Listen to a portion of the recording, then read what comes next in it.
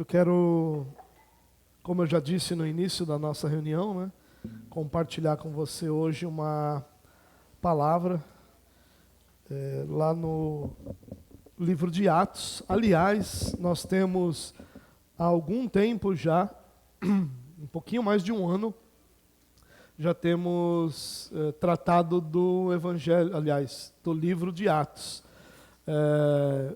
Nós tivemos uma primeira série que chamou Origens, que foi até o meio do capítulo 8. E aí nós iniciamos uma nova série chamada O Evangelho para Todos, que é, na verdade, uma continuação dessa série no livro de Atos, do capítulo 8 até o capítulo 12. E nessa série nós estamos falando sobre um Evangelho para todos os povos, e a ideia é nós apresentarmos um pouco do que Deus fez nesse período, nesse momento, e apresentar um pouquinho daquilo que, daquilo que foi a ação de Deus nesse primeiro momento de organização da igreja, nesse primeiro momento que a igreja começou a se expandir. Depois do capítulo 12, nós vamos ter, a partir do 13, as viagens missionárias, e aí toda a expansão do Evangelho, né, uma igreja já mais missionária, e a gente vai ver tudo isso no seu devido tempo, permitindo o Senhor. Vamos orar mais uma vez? Pai, muito obrigado por esse momento de louvor, de adoração, por essa liberdade que nós temos. Te louvamos, Deus, pelo privilégio de poder cantar a Tua Palavra, de não necessitarmos de qualquer outra coisa senão a Tua Palavra, e através dela podermos louvar ao Senhor, reconhecendo quem Tu és e toda a Tua bondade.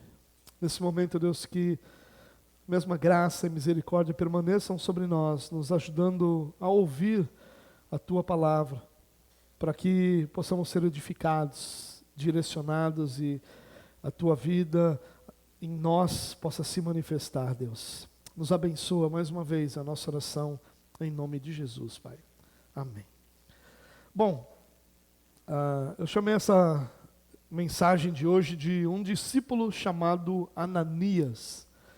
Como eu disse no início da nossa reunião, Ananias é um nome muito comum em Israel, é um nome bastante comum, mas o mais conhecido deles é o Ananias, marido de Safira, né, lá do capítulo 5 de Atos, aqueles dois que têm um imóvel, vendem um imóvel e contam uma outra história para a igreja e sofrem toda aquela consequência relatada lá no capítulo 5. Esse Ananias aqui do capítulo 9, ele é menos conhecido, ele é menos celebrado, ele é menos lembrado. Porém, é um Ananias muito mais valioso e importante do que aquele do capítulo 5, já que ele participa desse momento inicial da conversão do apóstolo Paulo, uma conversão que, como eu disse na semana passada, foi um daqueles momentos chave para o Evangelho, um daqueles momentos que determina rumos para o Evangelho. Eu queria convidar você a nós lermos Atos capítulo 9, dos versos 10 ao 19. Como eu sempre lembro você, se você quiser acompanhar comigo nas telas, eu uso a versão NVI. Se você preferir usar uma outra versão, fique à vontade, abrindo sua Bíblia ou o aplicativo que você utilizar, sem nenhuma dificuldade, tá bom? Então vamos lá, Atos capítulo 9, a partir do verso 10, o texto diz assim, ó. Em Damasco havia um discípulo chamado Ananias. O Senhor o chamou numa visão. Ananias, eis-me aqui, Senhor, respondeu ele. O Senhor lhe disse, vá à casa de Judas, na rua chamada Direita, e pergunte por um homem de Tarso chamado Saulo. Ele está orando, e numa visão viu um homem chamado Ananias chegar e impor-lhe as mãos para que voltasse a ver. Respondeu Ananias, Senhor, tenho ouvido muita coisa a respeito desse homem e de todo o mal que ele tem feito aos teus santos em Jerusalém. Ele chegou aqui com autorização dos chefes dos sacerdotes para prender todos os que invocam o teu nome. Mas o Senhor disse a Ananias, vá, esse homem é meu instrumento escolhido para levar o meu nome perante os gentios e seus reis e perante o povo de Israel. Mostrarei a ele o quanto deve sofrer pelo meu nome. Então Ananias foi, entrou na casa, impôs as mãos sobre Saulo e disse: Irmão Saulo, o Senhor Jesus, que lhe apareceu no caminho por onde você vinha, enviou-me para que você volte a ver e seja cheio do Espírito Santo. Imediatamente algo como escamas caiu dos olhos de Saulo e ele passou a ver novamente. Levantando-se, foi batizado e depois de comer recuperou as forças. Saulo passou vários dias com os discípulos em Damasco. Bom, nós vimos na semana passada, e se você não pôde estar aqui conosco e quiser acompanhar, lá no nosso canal do YouTube, você tem todas, ou quase todas as mensagens que foram pregadas aqui, exceto em algum dia ou outro com alguma dificuldade técnica. Mas na semana passada nós falamos do início do capítulo 9, onde nós podemos conhecer ou relembrar aquela história da conversão de Saulo, da conversão de Paulo. E nós vimos ali que, indo a Damasco, buscando perseguir a igreja, prender cristãos, trazê-los de volta para Jerusalém, para que então eles pudessem ser punidos por sua fé, pela fé no caminho, Paulo tem um encontro com o Senhor, e nesse encontro que ele tem com o Senhor, ele cai do cavalo, fica cego, é levado até Damasco e fica 3 dias sem comer nem beber. O que nós lemos fica na sequência desse texto. Na sequência desse texto, Deus chama Ananias, que é rotulado aqui como um discípulo, ou seja, como alguém que cria no Senhor Jesus e vivia diante do Senhor Jesus, para que fosse até um determinado lugar, na casa de um determinado homem, e orasse por Paulo, encontrasse Saulo, que estava orando, e aí nós já vemos ali um elemento da conversão de Saulo, estaria orando, estava orando, e que ele pudesse então orar por Paulo, apresentar a Paulo o plano que Deus tinha para ele, de que ele fosse então um homem de Deus, e Ananias teme, fica com medo, porque ele soube das notícias, ele soube qual era o motivo de Paulo estar indo até Damasco, e Deus diz que ele vá, apresenta para ele os propósitos que ele tem para Saulo. Ananias vai, ora por Saulo, algo como escamas caindo dos seus olhos ali, naturalmente uma mostra, né, uma visão para que nós pudéssemos perceber que essa cegueira ela era muito mais espiritual do que física, não era um problema físico, mas uma consequência física de uma realidade espiritual. E aí então Paulo passa a ver, Paulo passa a enxergar, e aí a história de Paulo vai continuar, e permitindo o Senhor, nós continuaremos essa história. Mas eu queria aproveitar o dia de hoje para que nós focássemos em Ananias, porque de Paulo nós conhecemos bastante, mas esse homem ele tem um papel muito importante na vida de Paulo, na vida de Saulo. Saulo e Paulo são a mesma pessoa, um nome é grego, um nome é judeu, e nós vamos perceber que a história de Paulo tem muito da participação de Ananias aqui nesse momento. E como Ananias se comporta diante do Senhor, diante de Paulo, nos ensinam algumas lições muito valiosas. E o que eu queria compartilhar com você essa noite é tão somente algumas lições que nós podemos tirar ou aprender com Ananias, que servem para a nossa vida em geral, para todos os momentos da nossa vida, não só para um momento tão especial quanto foi esse de Ananias, um momento de chamado de Deus para ser enviado e de poder então pregar a Paulo, orar para Paulo e ser participante da vida dele. Mas Ananias, esse homem tão desconhecido, ele nos ensina algumas lições muito valiosas. E eu gostaria que a gente pudesse se dedicar essa noite a tentar aprender algumas delas. Eu separei 4 delas, né? Eu tentei separar 3 e tentei separar 5, como um bom calvinista, né? Mas eu me lembrei que minha mãe sempre disse que eu não sou todo mundo, então eu separei 4 lições que Ananias nos ensina sobre nessa passagem de Atos capítulo 9, do versículo 10 até o versículo 19. Bom, a primeira dessas lições é a seguinte, irmãos: esteja pronto a responder a Deus. Preste atenção comigo no que no texto diz. Em Damasco havia um discípulo chamado Ananias. o Senhor o chamou numa visão. Ananias, eis-me aqui, Senhor, respondeu ele. Perceba que Ananias ele é apresentado como um discípulo, ele está em Damasco, ele não é apresentado como alguém daqueles que era de Jerusalém e que foi espalhado durante as perseguições, ele era um discípulo de Damasco, ou seja, alguém que conheceu a fé provavelmente e mesmo em Damasco, ou se conheceu em Jerusalém, conheceu e voltou para Damasco. A gente está falando de uma distância de quase 250 quilômetros de Jerusalém, e ele, naquele lugar, naquela localidade, é chamado por Deus. E Deus chama seu nome e a sua resposta é: eis-me aqui, Senhor, respondeu ele. Antes de qualquer outra história que Ananias, ou de qualquer outra experiência que Ananias teve com o Senhor, houve da parte de Ananias uma resposta a um chamado do Senhor. E entenda isso, irmãos, isso parece para nós algo insignificante, parece que Ananias estava apenas respondendo. Talvez você pense assim, bom, se Deus chamasse meu nome, eu também diria, eis-me aqui, Senhor, né? E a nossa perspectiva é que Ananias, dizendo isso, né, só respondeu ao Senhor porque o Senhor chamou o seu nome, como se fosse o ato sobrenatural ou aquela experiência sobrenatural que fizesse com que Ananias respondesse. Isso não é real. Ananias responde porque ele estava pronto a responder ao Senhor. Porque ele estava pronto a responder ao Senhor assim que fosse chamado, da forma que fosse chamado, com uma experiência sobrenatural ou não. E para aqueles que podem pensar e imaginar que se ouvissem uma voz do Senhor, responderiam também, nós deveríamos lembrar o seguinte, irmãos: Deus tem chamado a nossa voz o tempo todo. A cada momento em que nós nos reunimos numa noite como essa, Deus está chamando o nosso nome.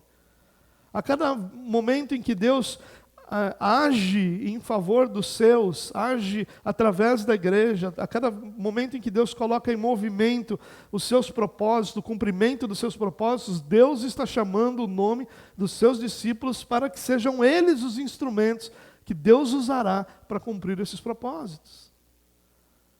O nosso nome é gritado por Deus o tempo todo, em todas as circunstâncias que Deus produz em nossa vida, para que nós possamos ouvir e dizer: Senhor, eu estou aqui para te servir.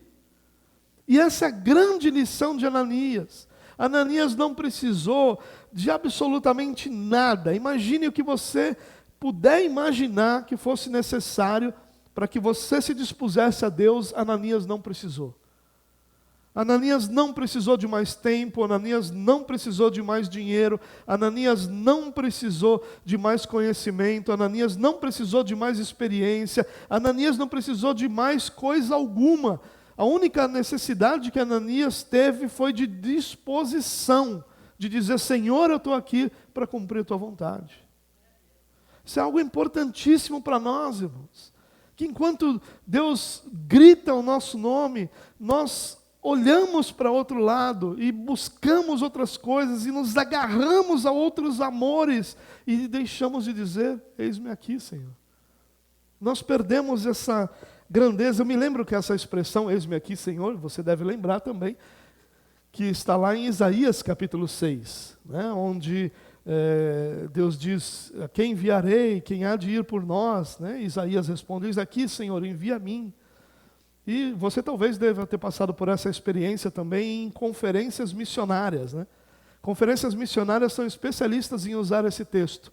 E eles pregam sobre missões, e missões são coisas apaixonantes, né? Porque a pessoa que está contando aqui aquilo sobreviveu. E aí a história dela fica mais incrível ainda porque ela está aqui. Né? Eu poderia contar para você histórias sobre os meus 4 anos na Bahia que encantaria você.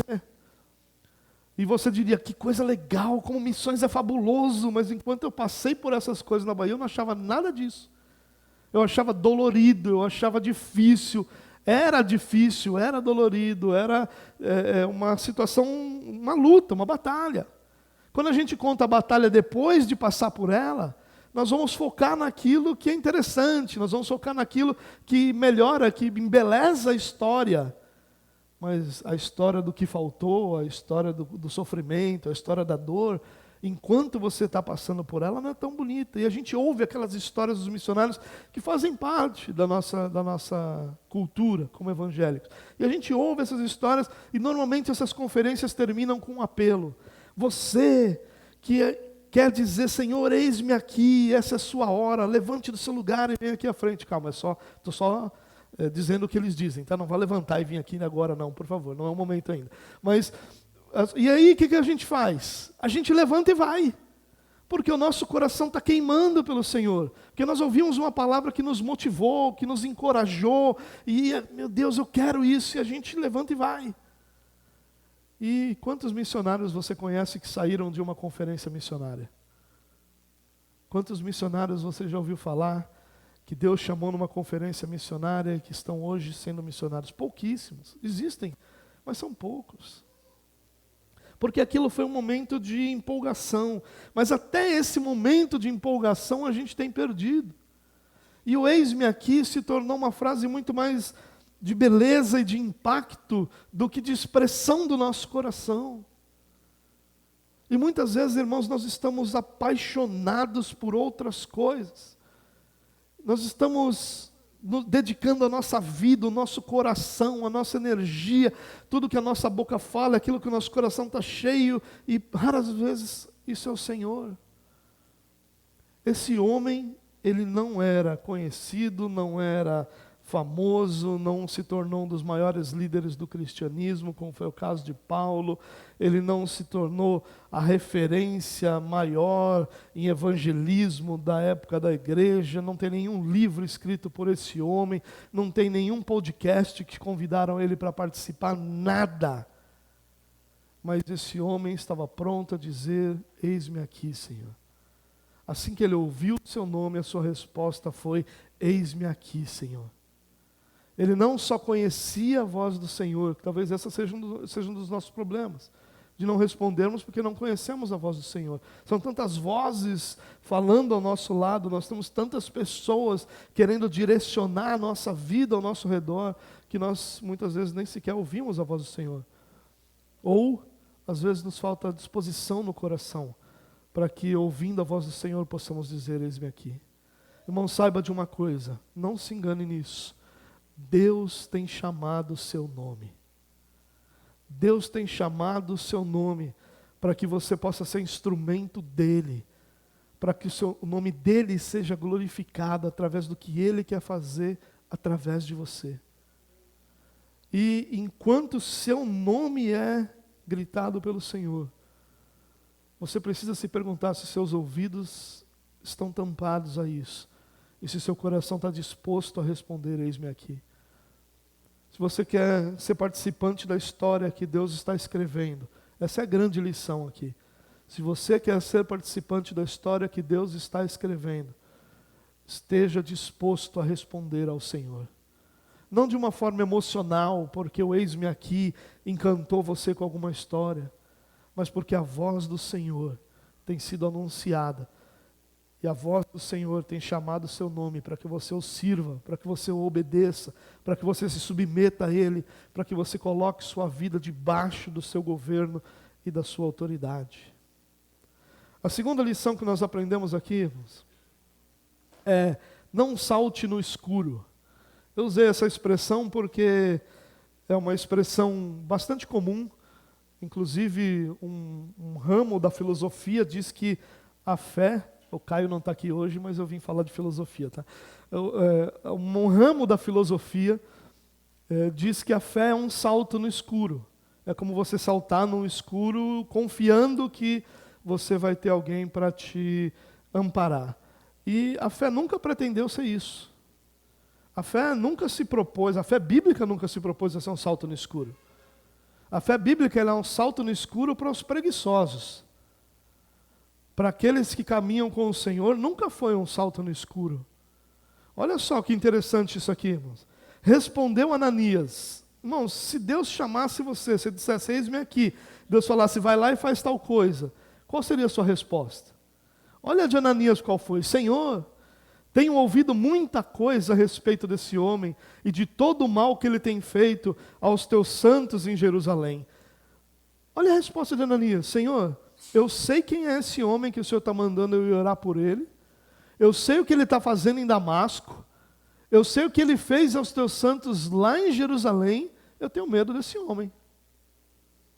Olha que interessante a resposta de Ananias. Em outras palavras, para usar uma expressão muito comum do nosso tempo, se fosse hoje, Ananias diria assim: Senhor, não faz sentido para mim isso que o Senhor está falando. Que hoje a gente vive na época do sentido, tudo tem que fazer sentido. E aí ele diz: Senhor, não faz sentido para mim isso que o Senhor está falando. E qual é a resposta do Senhor? A resposta do Senhor é: Ananias, porque você não crê? Que homem sem fé, eu não mandei você ir, salte no escuro, que eu vou lhe agarrar, eu vou lhe pegar, você não vai cair. Deus não diz nada disso. A resposta do Senhor é: vai, porque eu tenho um propósito para esse homem. Vai porque eu tenho um plano para esse homem. Vai porque eu tenho preparado o coração dele para me ouvir, e eu tenho preparado todas as coisas para que isso aconteça, do jeito que eu pensei, do jeito que eu imaginei. Irmão, você não precisa que a sua fé seja algo sem sentido. Você não precisa que a sua fé seja algo vazio, religioso. Essa é a maior tragédia que pode acontecer na sua vida. Você gastar sua vida inteira numa religião vazia, numa religiosidade sem sentido, numa religiosidade cega, que não enxerga o que Deus está fazendo, que não enxerga o que Deus fez, que não sabe para onde está indo, que simplesmente vai e chama isso de fé, quando não é fé. Fé é quando nós antecipamos aquilo que Deus prometeu, quando nós cremos que o que Deus prometeu vai se cumprir. Como é que eu posso chamar de fé o que eu não sei? Como é que eu posso chamar de fé o que eu não entendo? Por isso que a grande lição de Ananias aqui é: não salte no escuro, aprenda sobre o Deus que você serve, aprenda sobre a fé que você foi chamado a ter, aprenda sobre o Jesus que salvou você, aprenda sobre a vontade do Deus que cuida e sustenta você todos os dias, para que quando uma direção dele vier sobre a sua vida, aquilo não seja uma dor, aquilo não seja um sofrimento, aquilo não seja uma angústia para você. É isso que Ananias está fazendo, e por isso que ele não é repreendido. Ele não é repreendido porque aqui não é uma expressão de falta de fé, aqui é uma expressão de necessidade. Ele tinha medo e precisava entender o que estava acontecendo. E Deus não se nega a falar com ele sobre isso.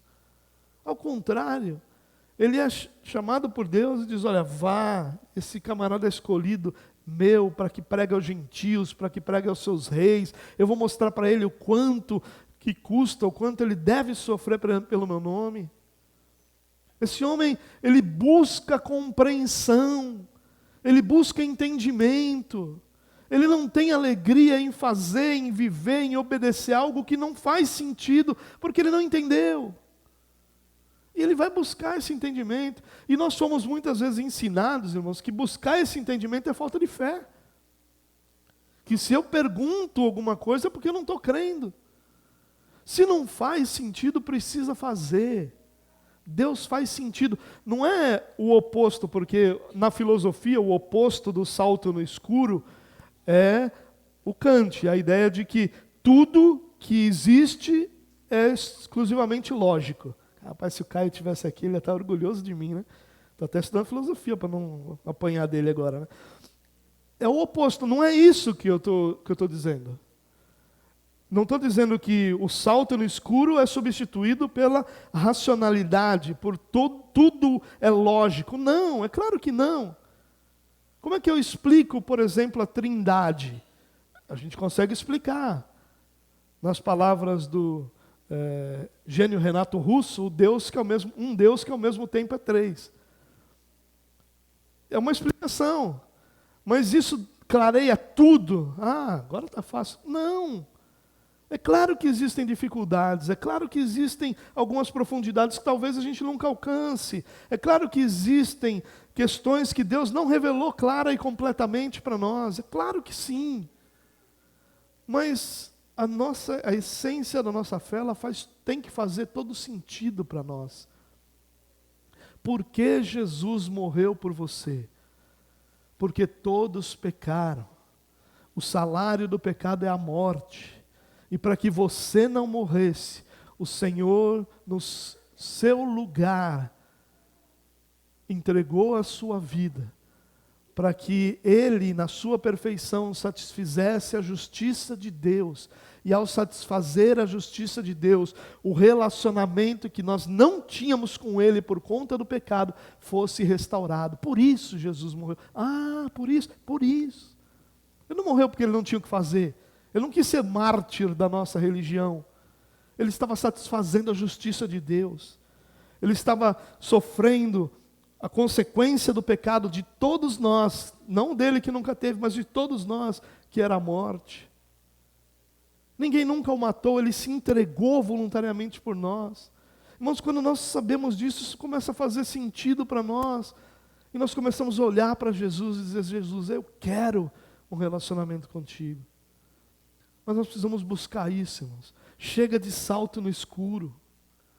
Chega de salto de fé. Chega de, não, vamos confiar, falou, Não. Paulo, a Bíblia diz que os de Bereia eram mais nobres que os de Tessalônica, por quê? Porque os de Bereia ouviam o que Paulo tinha para dizer e conferiam com as Escrituras se era aquilo mesmo. E o nome disso não é rebeldia, o nome disso é nobreza. Olha que coisa bonita. Eram mais nobres, eram mais sábios. Nós não fomos chamados para dar salto no escuro. Nós somos chamados para uma fé inteligente. Como diz aquele dizer de camiseta, né? Cristão não é para-choque de caminhão, é camiseta, né? Jesus morreu para te salvar, para tirar os teus pecados, não a tua inteligência. A nossa fé é inteligente. A nossa fé é sábia, porque ela vem de um Deus sábio. Não se contente com saltos no escuro, mas abrace uma fé sábia, inteligente, que compreende. Não compreende tudo, é verdade, porque há a nossa limitação em tudo isso. Mas ela é inteligente, ela é sábia, ela é lógica, ela nos dá um destino, ela nos dá uma direção, ela nos dá certezas, ela nos dá seguranças. Para que a gente não viva essa vida morrendo de medo. Nós morremos de medo, às vezes, das coisas que podem acontecer.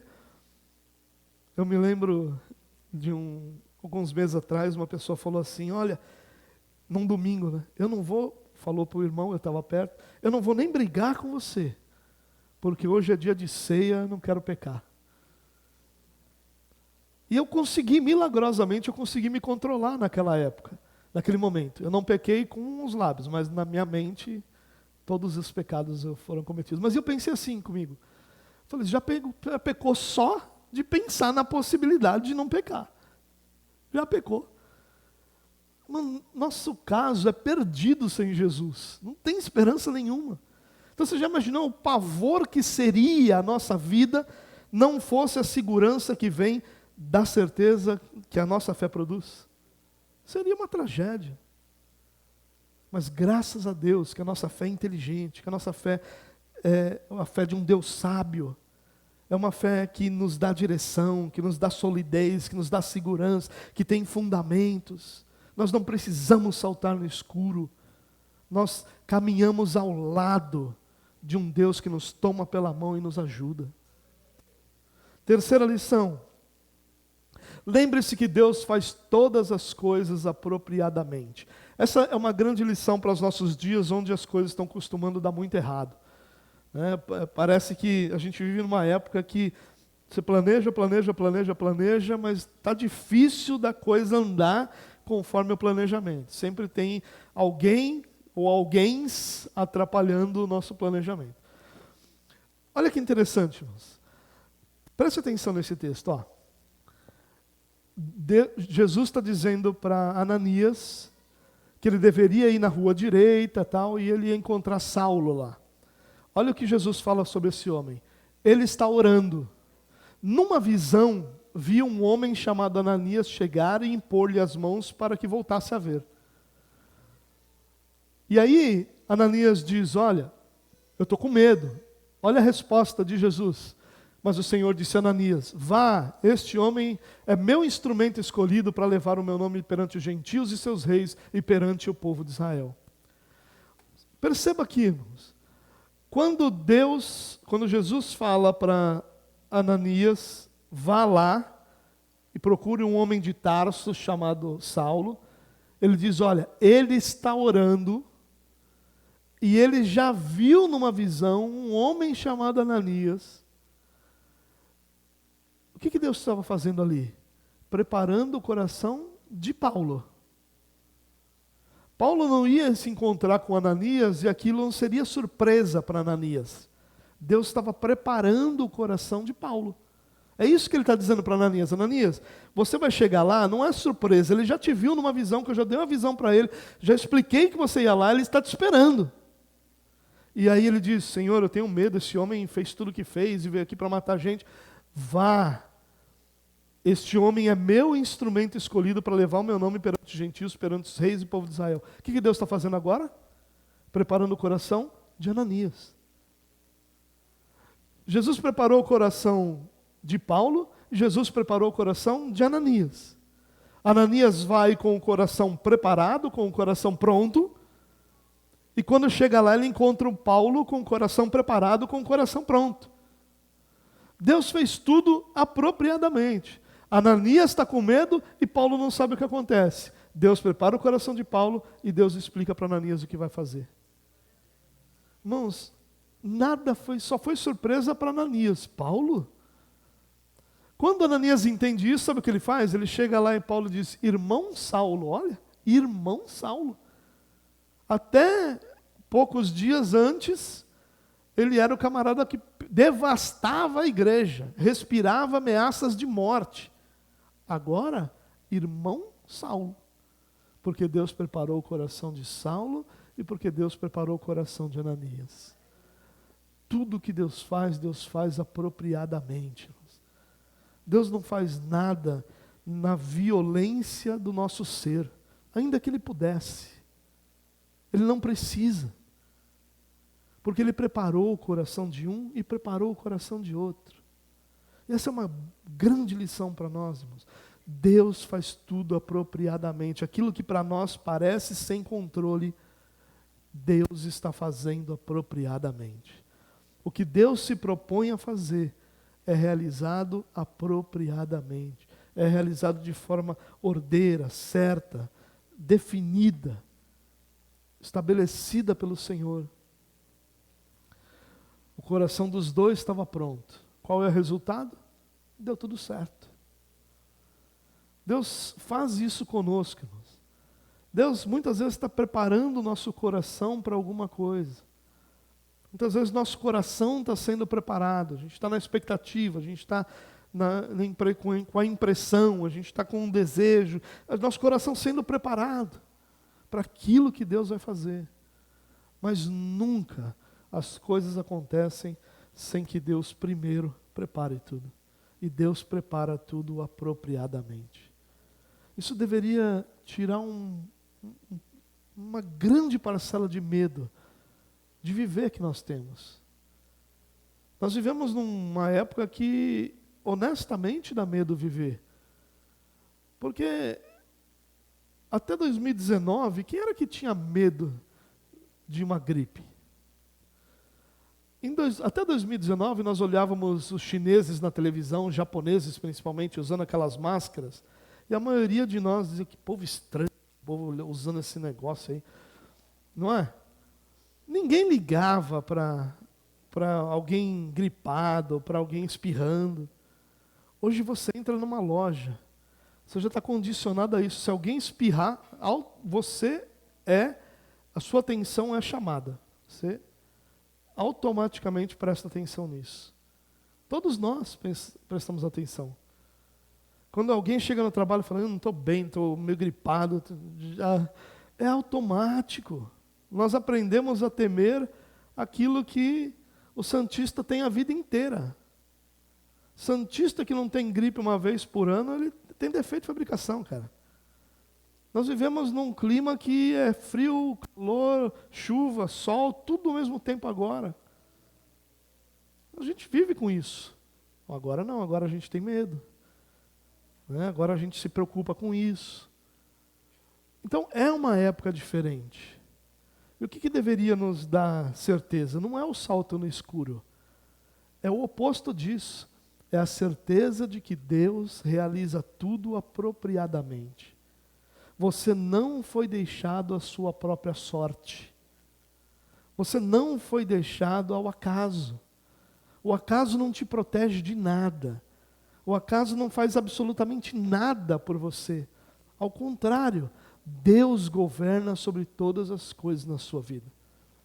Inclusive sobre aquilo que parece ser ruim. Porque imagina Paulo. Paulo cai do cavalo, fica cego, e aí o que ele vai fazer? Ele vai orar, dizer, Senhor, tem misericórdia. Se eu estou cego aqui, imagina o que o Senhor pode fazer. A experiência de Paulo até agora não tinha sido maravilhosa. O que ele tinha ouvido do Senhor foi, Paulo, por que me persegues? Você imaginou? Deus chegar diante de você, falar teu nome, dizer por que você me persegue? E você fica cego na mesma hora? Rapaz, eu ia fazer o filme Forrest Gump 2. Sair correndo que nunca mais ninguém via. É de temer. É claro que é de temer. É claro que é algo que causa pavor. Mas, mesmo com esse pavor, Paulo faz o quê? Paulo vai orar. Claro que agora convertido, claro que agora, depois de ter sido resgatado pelo Senhor, e isso fica muito claro nas suas atitudes, regenerado pelo Senhor, mas ainda assim, se nós víssemos apenas uma parte da história, nós iríamos temer. Nós iríamos, talvez, pensar o que Deus poderia fazer. Mas olhando a história toda, nós aprendemos o que sempre aprendemos quando olhamos a história toda. Deus faz todas as coisas apropriadamente. Quando a história está no meio, irmão, a história nunca parece bonita. Mas Deus está fazendo tudo apropriadamente. E quando a história termina, nós olhamos para trás e vemos que Deus fez tudo apropriadamente. Última lição. Seja apoio aos que Deus chamou. Talvez uma outra grande lição para a nossa geração. Irmãos, nós vivemos num tempo como talvez nunca tenha existido de individualismo e de egoísmo. Talvez nenhum outro tempo, e não que isso seja novo, porque desde que existe humanidade, existe egoísmo e individualismo, desde lá do Adão que culpa Eva, né? Desde lá existe individualismo e egoísmo. Mas talvez a gente nunca tenha experimentado uma época da história onde isso tenha sido incentivado, encorajado. O tempo que nós vivemos é um tempo de você ser encorajado a ser individualista. Eu conversava com um pastor esses dias sobre como o aconselhamento pastoral tem se tornado uma realidade desaparecida, que está em desuso pela maioria das pessoas. E esse pastor, com muito mais tempo de ministério que eu, dizia que lá no início do ministério dele, a agenda era baseada em aconselhamentos, e o tempo restante que você adequava às outras coisas. E que hoje não, você tem uma série de outras atividades, quase todas administrativas, e aí você então adequa o seu pouco tempo para os aconselhamentos. Essa é o nosso tempo, nossa geração. As pessoas acreditaram que não precisam mais umas das outras. E quando você acredita que você não precisa de outras pessoas, você automaticamente acredita que não é sua responsabilidade fazer nada por outras pessoas. As duas coisas estão conectadas. É a ideia do Caim sendo cobrado por Abel e dizendo, eu sou por acaso o guardador do meu irmão? Por acaso a responsabilidade de cuidar do meu irmão é minha? Essa é a pergunta que Caim faz. E é essa a motivação da nossa geração. Mas entenda algo importante e valioso aqui. Leia comigo esse texto. Então Ananias foi, entrou na casa, impôs as mãos sobre Saulo e disse: Irmão Saulo, o Senhor Jesus, que lhe apareceu no caminho por onde você vinha, enviou-me para que você volte a ver e seja cheio do Espírito Santo. Imediatamente algo como escamas caiu dos olhos de Saulo e ele passou a ver novamente. Levantando-se, foi batizado e depois de comer, recuperou as forças. Saulo passou vários dias com os discípulos em Damasco. Preste atenção. Qual foi o papel de Ananias de Saulo?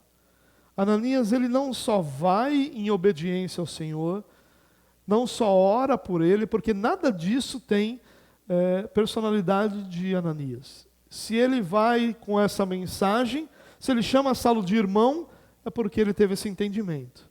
Se ele ora por Saulo e Saulo restaurado a visão e cheio do Espírito Santo, é porque Deus fez isso. Não tinha poder nenhum em Ananias para que isso fosse feito.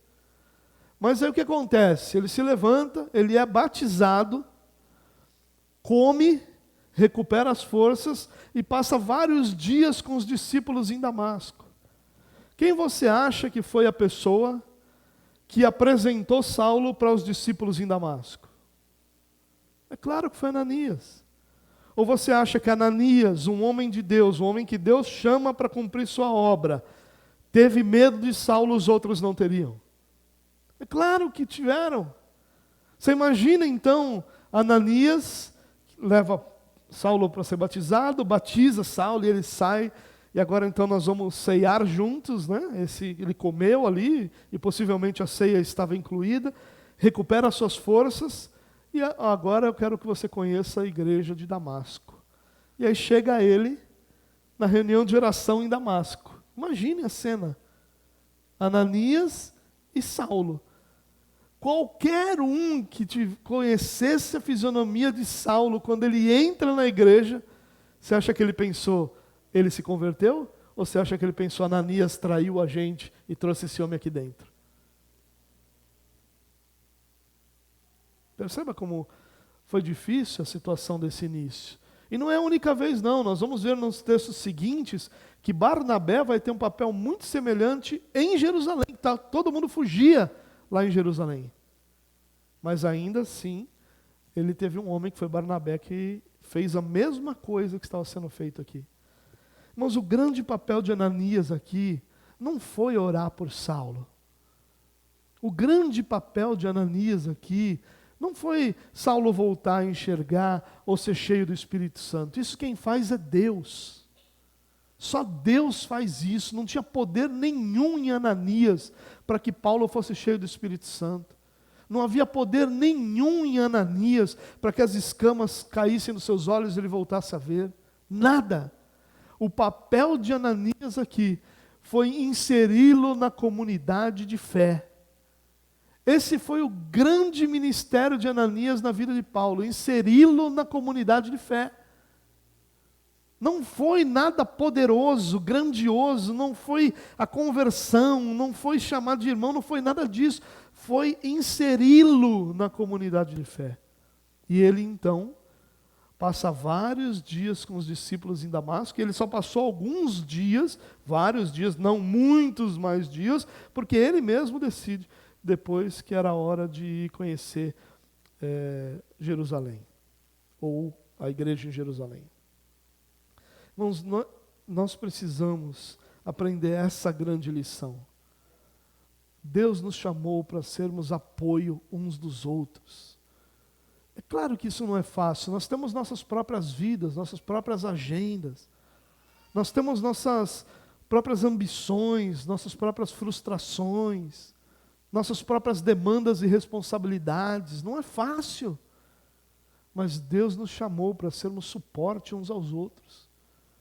Quando Deus diz que nós devemos suportar uns aos outros, não é aturar, não. É ser suporte, ser apoio. Isso é algo importante, irmãos. Nós temos essa capacitação de Deus como cristãos para que outros sejam inseridos na nossa comunidade, como homens de Deus, como mulheres de Deus, tendo alguém ao lado, alguém como apoio, alguém que pode apontar caminhos e trazer facilidades e ajudar naquela caminhada que é tão difícil. Você lembra como foi sua conversão? Não é fácil, a gente muda a vida toda, tudo é mudado. É tudo tão difícil no início. Claro que a gente está cheio de fé, cheio de motivação, mas não é fácil, é difícil. E você que está aqui já passou por isso, é hora de você fazer isso com outros. É hora de você se colocar a serviço, não só pelos seus talentos, que são importantes e devem ser usados, mas também por essa capacidade que Deus deu a cada um de nós de sermos apoio, de inserirmos, de darmos condições a que as pessoas cresçam ao nosso redor, que as pessoas alcancem aquilo que elas devem alcançar em Cristo Jesus, que elas sejam maduras, com uma fé madura, uma fé trabalhada, provada, estabelecida. Isso é fruto do serviço e do trabalho dos Ananias, os desconhecidos do reino de Deus, mas que sem eles o trabalho do reino de Deus ficaria extremamente limitado. Todos nós gostaríamos, eu não gostaria de ser Paulo, porque pelo que ele passou, eu acho que não é muito agradável. Mas todo mundo quer ter o status de Paulo, né? Quem não gostaria de ter o status de Paulo, o maior líder do cristianismo? Então a gente gostaria. Mas o nosso trabalho, irmãos, quem sabe? Deus é que sabe se Ele vai chamar dentre nós algum grande homem de Deus que vai marcar a sua geração. Mas o reino de Deus não é feito desses homens. O reino de Deus é feito dos Ananias, desconhecidos, ocultos, silenciosos, mas que são o suporte para que seus irmãos possam crescer, possam se desenvolver, possam viver para a glória de Deus. Seja esse irmão, seja esse Ananias. Abrace as pessoas que estão do seu lado, dê suporte a essas pessoas, ajude-os a crescer, que à medida que eles crescem, o Evangelho cresce e Deus é glorificado. E é tudo o que nós queremos e tudo o que nós precisamos também. Amém? Pai, nós te louvamos mais uma vez pelo privilégio de termos Tua palavra diante de nós. Te louvamos pelo privilégio, Senhor, de aprendermos com a Tua história, com Tua revelação, com aquilo que o Senhor nos deu. E pedimos que o Senhor nos ajude, Deus, a, como Ananias, podermos trazer apoio e trazer segurança, trazer encorajamento para aqueles que caminham ao nosso lado, para que Teu nome seja glorificado, Deus. Nosso desejo maior é que Tua igreja seja edificada, que Tua igreja seja amadurecida, direcionada pelo Senhor. Que nossa fé não seja infantil, mas seja uma fé que trabalha em prol daqueles que são Teus e que serve aqueles que são Teus, para a glória do Teu nome, Deus. Nos abençoa, em nome de Jesus, Deus. Amém. Amém.